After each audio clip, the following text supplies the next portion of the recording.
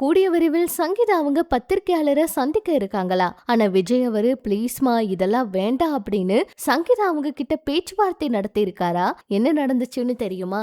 இப்ப அரசியலுக்காக விஜய் அவரு பயங்கரமான வேலைகள் எல்லாம் பார்த்துட்டு இருக்காரு. சொல்ல போனா மக்களை சந்திக்கிறதாகட்டும் பேசுறதாகட்டும் அவ்வளவு முயற்சிகள் எடுத்துட்டு இருக்காரு. இந்த தாவேகா கட்சியை ரொம்பவே நல்லா கொண்டு போகணும், மக்கள் இதை ஆதரிக்கணும், மக்களுக்காக நிறைய விஷயங்கள் செய்யணும், நான் எல்லாமே நல்லதுதான் செய்ய போறேன்னு விஜய் அவர் எடுத்திருக்க முடிவுகளை பார்த்து நிறைய பேர் அவருக்கு ஓட் பண்ணவும் ரெடி ஆயிட்டாங்க.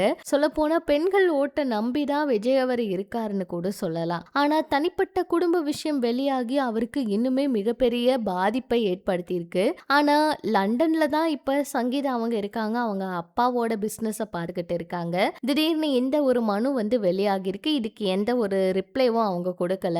இப்போ தேவையில்லாம சங்கீதா அவங்கள தாக்கி நிறைய பேர் நிறைய வார்த்தைகள் எல்லாம் பேசிக்கிட்டு இருக்கிறதுனால சங்கீதா அவங்க சீக்கிரமா இந்த பத்திரிகையாளர் சந்திப்பு நடத்துறதுக்கான வாய்ப்பு இருக்கிறதா சொல்றாங்க. ஆனா இந்த பத்திரிகையாளர் சந்திப்பெல்லாம் வேண்டாம், நம்ம சமாதானமா போய்க்கலாம் அப்படின்னு சொல்லி விஜய் அவருடைய தரப்புல இருந்து சங்கீதா அவங்க கிட்ட ஒரு சிலர் பேசிட்டு இருக்காங்களாம். அதுல அவங்க என்ன சொல்றாங்களாம், இந்த மாதிரி எந்த ஒரு பிரச்சனையும் வேண்டாம், சமரசமா போய்க்கலாம், அவர் இப்பதான் அரசியலுக்கு வந்திருக்காரு, இந்த மாதிரி அந்த நடிகையோட பேரையும் வெளியிட வேண்டாம் அப்படிங்கிற மாதிரி எல்லாம் பேச்சுவார்த்தை பண்ணிட்டு இருக்காங்களாம். ஆனா இதுல சங்கீதா இவங்க சொல்றதுக்கெல்லாம் சரின்னு சொல்லி இது பழையபடி மறந்துட்டு விஜய் அவங்க கூட சேருவாங்களா, இல்ல விஜய் அவரு சங்கீதா அவங்களுக்கு பண்ண ஒரு சில விஷயங்களை நினைச்சு மறுபடியும் இது எதுவுமே சரி வராது, எனக்கு இது எதுவுமே வேண்டாங்கிற ஒரு முடிவெடுத்து விஜய் அவருக்கு சரியான பதிலடி கொடுக்க போறாங்களாங்கிறத பொறுத்திருந்துதான் பார்க்கணும். இதுக்கு முன்னாடியே அவங்க அந்த மனுவுல துரோகம், மன உளைச்சல், இப்படி பெரிய பெரிய வார்த்தைகள் எல்லாம் கூட யூஸ் பண்ணியிருந்தாங்க.